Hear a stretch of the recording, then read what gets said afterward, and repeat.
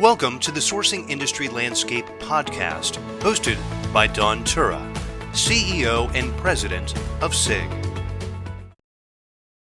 Folks, welcome back to the podcast series. My name is Dawn Tura, and I'm President and CEO of SIG, and I am so excited to welcome a new friend of mine, Kevin Akeroyd, to the studio today. So welcome, Kevin. Thanks, Dawn. It's a pleasure to be here. Thanks for having me on. I've really enjoyed getting to know you, but for our audience who may not know you because you're rather new to this role, Kevin is CEO of Pro Unlimited. You've served as the Pro Unlimited's Chief Executive Officer, and you lead the vision and strategy for the company. It's either all my idea or all my fault. Well, yes. The buck does stop with you. Exactly, yes. I think that's what it says further down in this paragraph. Yes.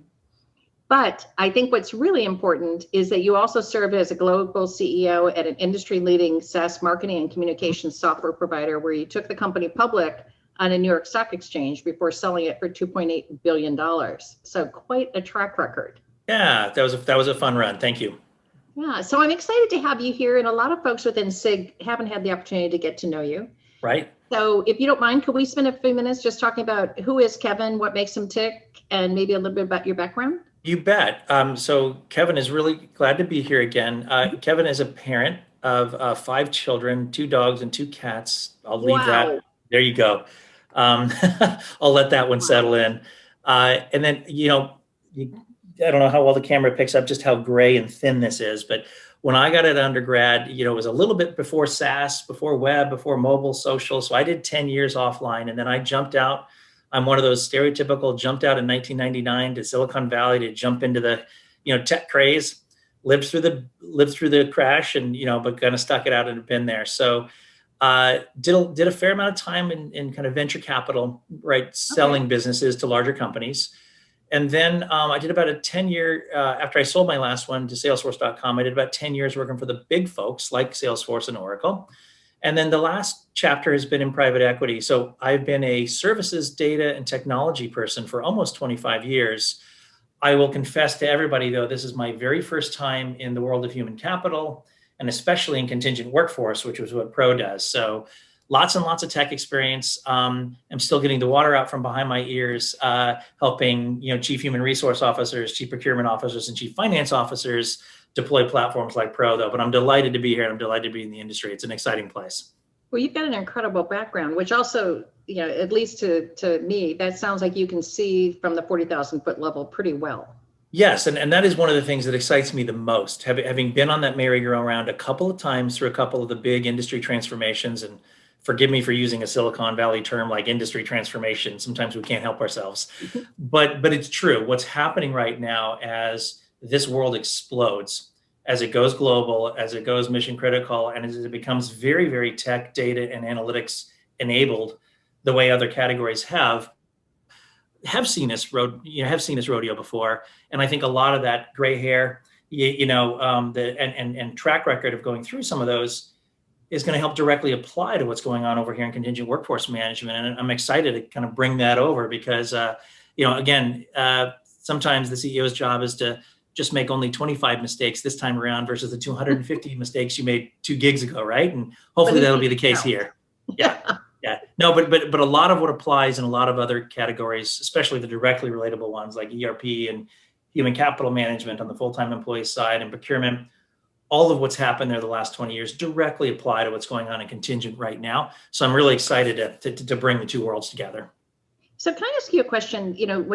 For folks listening, that we're recording this for the first time, still during the pandemic. It hasn't, we haven't gone back to travel. We haven't returned to a version of the old normal yet. Right.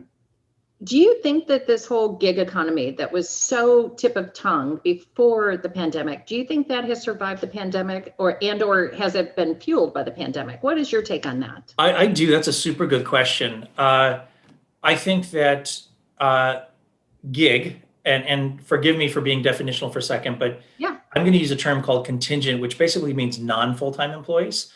And whether it is the blue collar form of contingent, and that's the 10,000 warehouse workers or the 5,000, retail store folks, or the big shift of temporary employees that go into an airline or a hotel or whatever, That part got hurt by COVID pretty bad, right? For all the obvious reasons.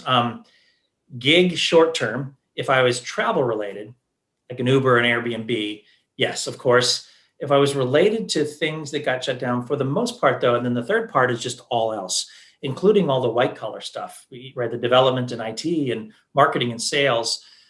Overall, COVID didn't create gig at all. This march from full-time employees in the company's office to non-full-time employees, which is contingent everywhere in the world, including their own living rooms, that was already well underway before COVID hit. Did COVID accelerate it in most categories other than that one? Yes. And as COVID changed the mindset of, okay, the sky didn't fall, I guess we probably can operate our business in that non-FTE globally, not in my offices anymore. Did it make it permanent that we're going to continue to run this way? Yes, but it didn't create it. So hopefully that helps. And on the other side, if I'm in tech or if I'm in human resources or if I'm in, healthcare, if I'm in professional consulting, if I'm in financial services, a very large number of categories, the part-time work was actually above COVID levels by Q4 of last year. It took a bath like everybody else in Q2 of 2020. Right. But by Q4, 6 months later, it was literally above pre-COVID levels. So the contingent side has really, really bounced back. I had not heard that before. Yeah. And that is a great sign to hear about. Yeah, it sure is. So we moved to a lot of people working from home, which also means a lot of people moved around the country. Yes. So does this now mean also that it's easier for you to recruit great contingent workers because they're not, geo-fenced or held to a certain headquarters city or anything like that? Does that make a difference in your industry?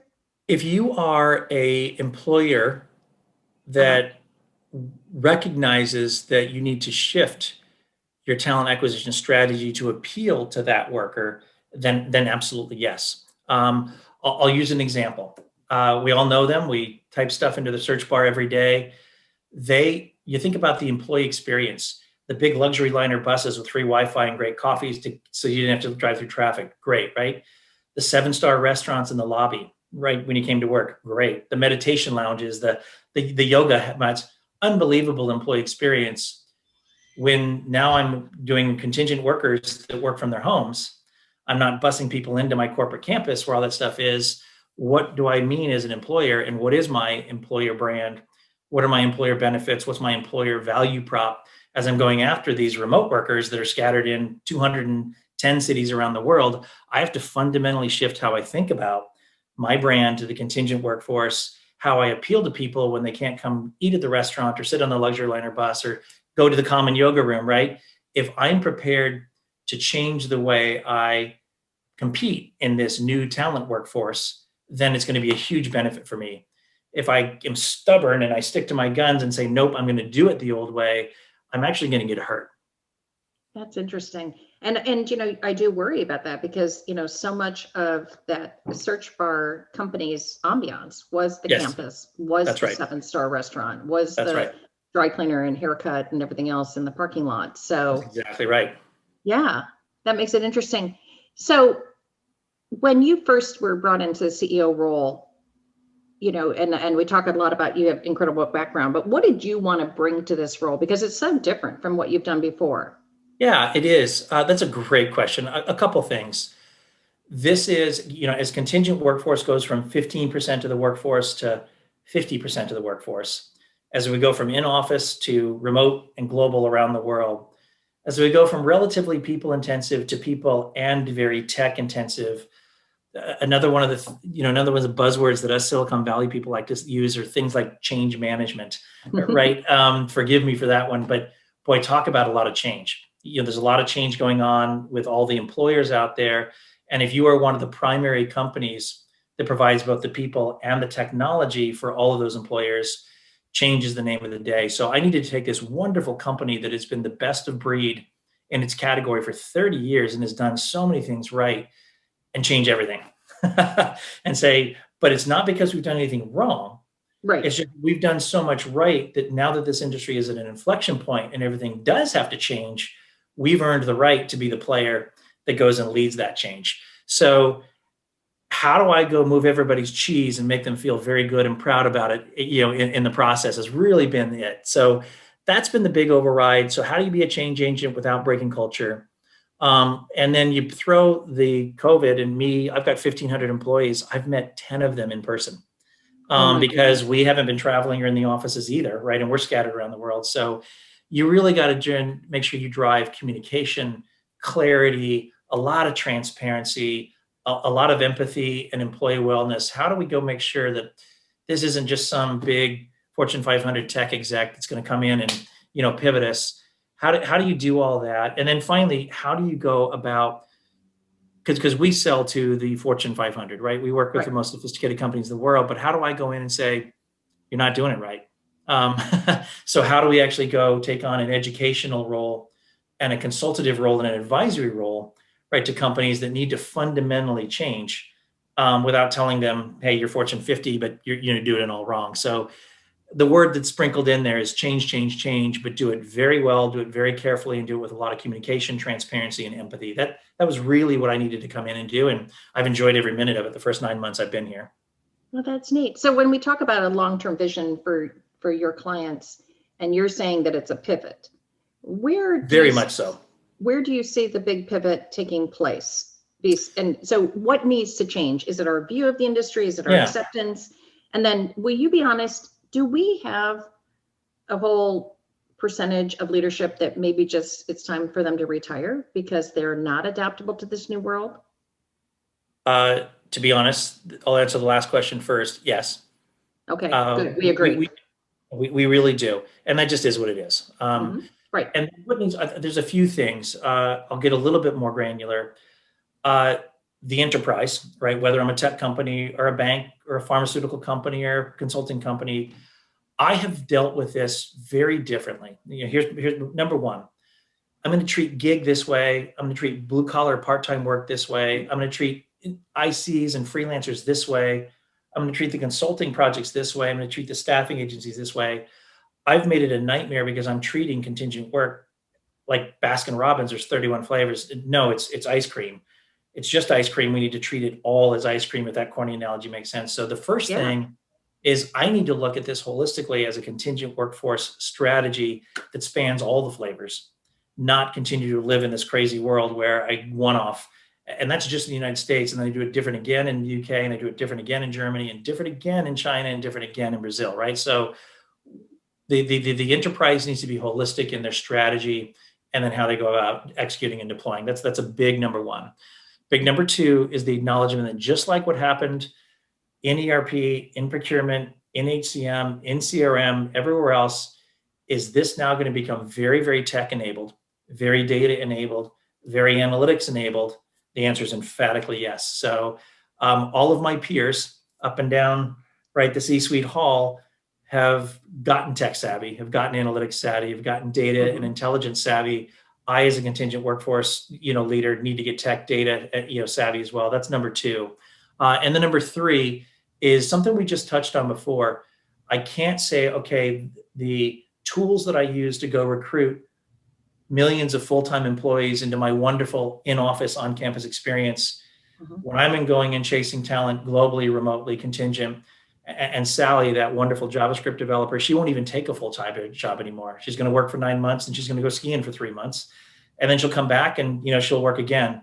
If I don't fundamentally pivot my approach, my employer brand, and my contingent workforce employee relations and communication, I'm going to fail pretty miserably. So I think those are the top three. And those are still pretty high level, but they start there. And then it's got to waterfall into a whole bunch of execution and tactics and investment and everything like that. But if I don't get those three pillars or those three legs in the stool, I'm going to struggle if I'm a big enterprise employer. But, you talk about the 33 flavors, but we never had, and I should preface, I had never heard of many holistic platforms that could manage contingent workforce, and could do the independent contractors, the blue collar, the white collar, the warehouse workers. There weren't platforms that treated them the same. We had 33 flavors of platforms at one point, wouldn't you say? No question about it. And that is one of the most important things that I have come here to do. That in theory, that is one of the reasons why bringing in a tech head like me that's built platforms like that in other industries was a good idea to come to Pro, because you're right. And this is not an advertorial for Pro in any way, shape, or form. We have been the ones that have seen it that way. And we have been the ones that, through acquisitions, through aggressive organic investment, and through partnerships, have gone ahead and built the first one. Right. So we're a bit of a pioneer here.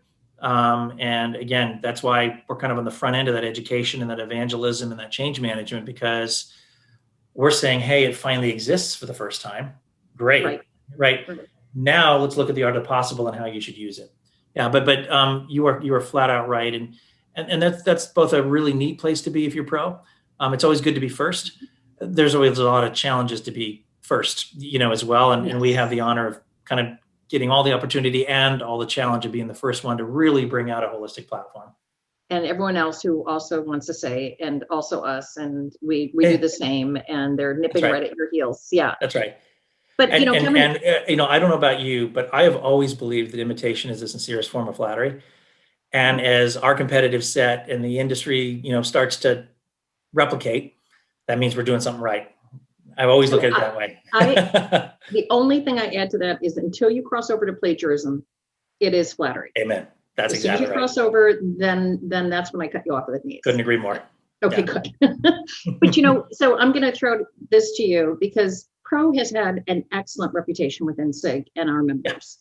Yeah. Oh, good. That's good to hear. Yeah, I mean, it's been, I don't get people saying, I wish we didn't, which is really nice.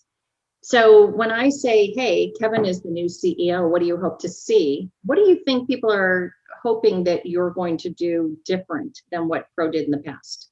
I think one, and do not see, please, nobody in the audience take this as a competitive dig, because it's not. But on the MSP side, which is what a lot of your membership and audience know, because the MSP model, of which Pro is a global leader, has been around for decades, right? Right. One of my observations 9 months into this is that the core blood and oxygen is really high caliber, expensive, high quality people, and staffed appropriately at every level, and out dedicated, on site, remoted. My observation is that most of my competitors on the MSP side have treated people as a cost to be eliminated, not as a competitive advantage and a differentiated solution to be invested in. So I hear that first and foremost as I've done the rounds, and I've talked with 200 of the Fortune 2000 or Global 2000.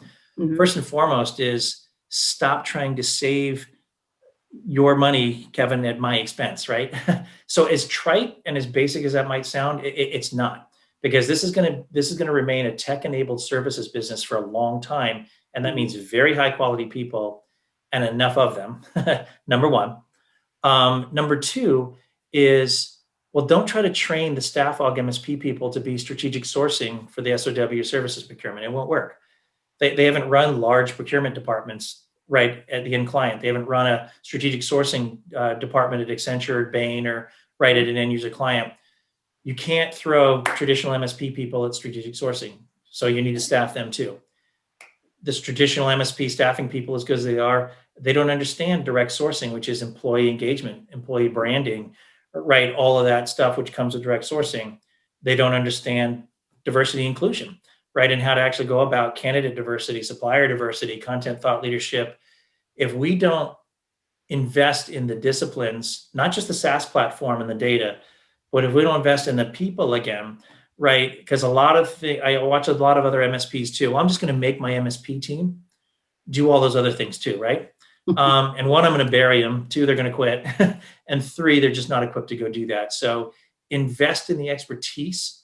Don't just sell me software, right? Don't just sell me analytics. Invest in the expertise. That's the second thing that I hear my large Fortune 500 clients tell me.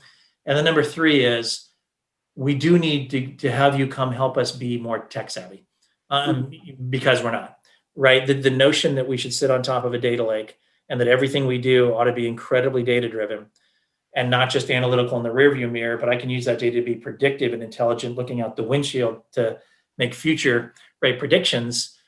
That's not that's not blood and oxygen in the industry we serve right now, but it should be. So I realize that theme is a little bit redundant, and I've said it a couple times, but it really is one of the top answers of the question that you just asked. I like that. So on a personal note, you said you had 5 kids. Oh gosh, yeah. And what's the age range? 3 boys that are 24, 22, and 18. Then my wife and I are a blended family, so I brought in the 3 boys. She brought in the 2 girls who are now almost 17 and almost 15. And boy, I thought I was a grizzled veteran. I had 3 boys. I was a grizzled veteran parent. He introduced 2 girls to me, and no grasshopper, you know nothing. So you know nothing. Certainly got my humility lesson when it came to thinking that being a father of one translated into the other. But I also will say, I think every CEO, every male CEO on the planet should have to be a father of daughters, because that just ought to be basic training, because it teaches you so much and it develops you so much. So I really think that ought to be part of the manual, right, if you want to be a CEO these days. So you've got kids that are at really important times of their evolution. Mm-hmm. So let's say you're talking to one of your sons in their 20s, and you have all this knowledge, and they're extremely receptive to wanting to hear from you. Yeah. What advice would you give them that you wish you had gotten when you were coming up to your career? Can we have 2 more hours on that, please? It's not a oh gosh, that list is long. I think one, ratchet up the empathy, right? The understanding of the person across you, whether it's a potential boss, a potential partner, a potential vendor, a potential supplier. Turn up the empathy, because if you really are sensitive to and understand all of the wins and the goals, right, of everybody around you, not only will you make them better, you will accelerate yourself both as a person and a professional. And guess what? Your career is going to progress, faster accordingly. I think that's one. 2, be very forward thinking. Even when I was 20, the world was moving fast and changing fast. Mm-hmm. Boy, now it feels like things change every minute, not every week or month or year. So and kids these days, I think, do that more than we did, at least me. But keep the eyes, learn from looking in the rearview mirror, right? Learn from what happened in the past, but be focused on driving, out the windshield, looking forward. Be forward leaning, and lean into the change, because if you can harness the change and kind of steward it, it will help you as a person and will help you as a professional. That's number 2. And the number 3 is don't take anything for granted. I, at least when I was in my 20s, might have been a little guilty of, being awfully proud of myself for, being successful, and perhaps might have taken a little bit for granted. I wish I wouldn't have, and I try not to do that now. And I certainly would go tell my sons and the 20-year-old version of myself that. So again, I got 200 more, but those are probably the big ones. Those are great. And I also see why you were recruited in and why you're making such a great CEO. So really good sage advice. So, and anytime you want to get together, I've got 6 and 4 of which are boys, which to me, those are really unknown, weird boxes that you have to unpack slowly but surely. So I still think the 15-year-old girl is way more sophisticated and mature than the 24-year-old boy. It's amazing. Well, at least if nothing else, she definitely knows she's smarter than you. You absolutely know she's smart. Yes. I still have a 17-year-old daughter at home. Yeah. You probably heard banging around when the quiet sign is up. That was her being quiet. Got it. Yeah. So I can. We live in similar places. Yeah. That's true. So Kevin, I'd love to invite you back in a year and say, Right. You were new a year ago, what has changed, what transpired, what surprised you? Would you be open to coming back for an update on our podcast? I would be very open to it. And I hope you do, because I think, all platitudes and all fancy tech speak aside, so much is going to happen in the next 12 months. It's all important. It all really needs to happen. And we're in this unique position in the industry where we're going to be a catalyst for a lot, and we're going to make a lot of that happen and enable a lot of it to happen. So I hope we do, because I hope to be very proud to report on a lot of help that we've given a lot of the industry leaders on getting there. So I look forward to it. Good. And I look forward to meeting you in person at one of our in-person events. Hopefully that Likewise. will be this fall for sure. Likewise. Good. So folks, that was Kevin Akeroyd, CEO of Pro Unlimited. And I just want to thank you, Kevin. I want to thank Pro for bringing you to us today. And I've really enjoyed our time together. So thank you. Likewise. Thanks for having me. I've enjoyed it as well. Thank you. Thanks. Thank you for listening. Subscribe to the Sourcing Industry Landscape podcast through iTunes or your favorite podcast app. Want to nominate someone for an interview? Email us at info@sig.org.